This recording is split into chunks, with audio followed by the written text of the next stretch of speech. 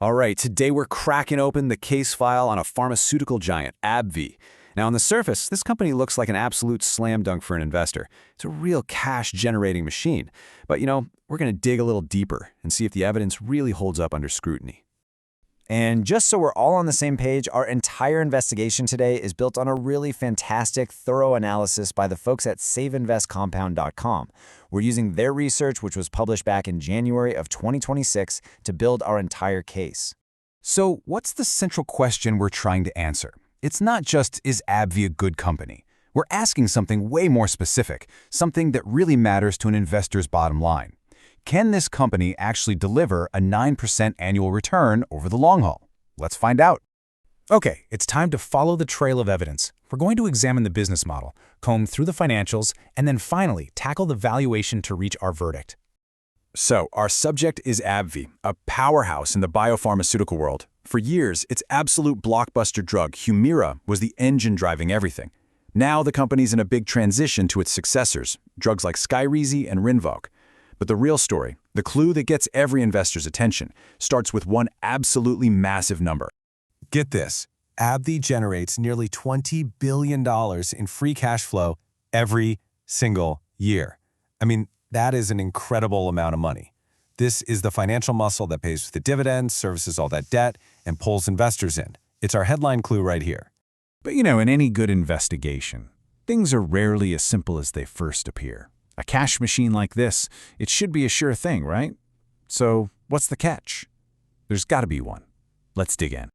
So, our first piece of evidence comes from understanding how AbbVie actually works. It's not your typical manufacturing company, and the source, saveinvestcompound.com, uses this really insightful term to describe it.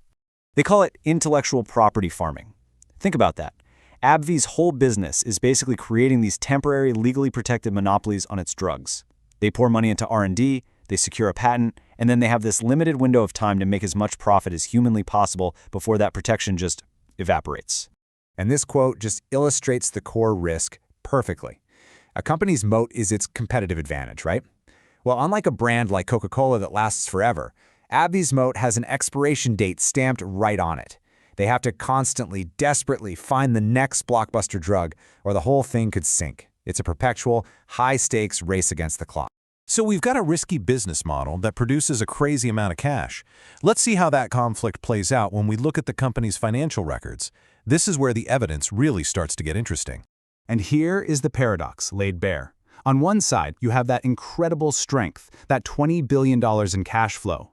But on the other side, the analysis points to what it calls a soft underbelly. The balance sheet is just loaded with debt, mostly from buying other companies, which leads to negative shareholder equity. That literally means its liabilities are greater than its assets. And a current ratio of 0.72, that shows it's heavily reliant on that cash continuing to pour in just to cover its immediate bills. There is very little room for error here. Okay, so we've got a powerful but risky company. Now we get to the most crucial question in any investment case. What is this business actually worth? We need to compare the price tag on the stock market with what the analyst calculates its intrinsic value to be. Is there a bargain to be had here?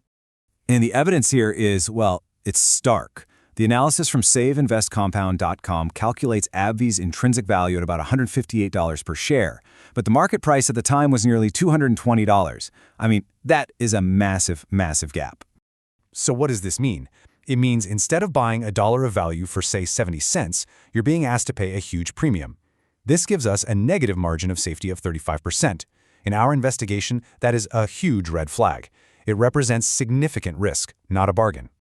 All right, with all the evidence on the table, the perishable moat, the stretched balance sheet, and that really high valuation, we can finally turn to the analyst's final verdict. What does this all mean for our original question? The report lays out the risks crystal clear. Those patent cliffs are a constant threat. The clock is always ticking. Drug pricing is a political football that can change overnight, and AbbVie's whole strategy of buying growth through these massive acquisitions, it just adds more debt and more risk. That leveraged balance sheet means there's basically no safety net if any of these risks actually happen. So, let's get back to our core question. Can AbbVie deliver that 9% return we're looking for? Well, this table gives us the answer directly. According to the source's math, to get a 9% annual return over the long term, you would have needed to buy the stock at $135 a share, And remember, it was trading way up at $219. And that brings us right to the final conclusion. The analysis is clear. AbbVie is a high-quality, cash-gushing business, but it's priced for a future that's far more certain than reality suggests. For an investor targeting high returns, the verdict is to wait. As the author so perfectly puts it, a patient investor should wait for pessimism, not chase confidence. It's a great company, but at this price, it's simply not a great investment. Case closed.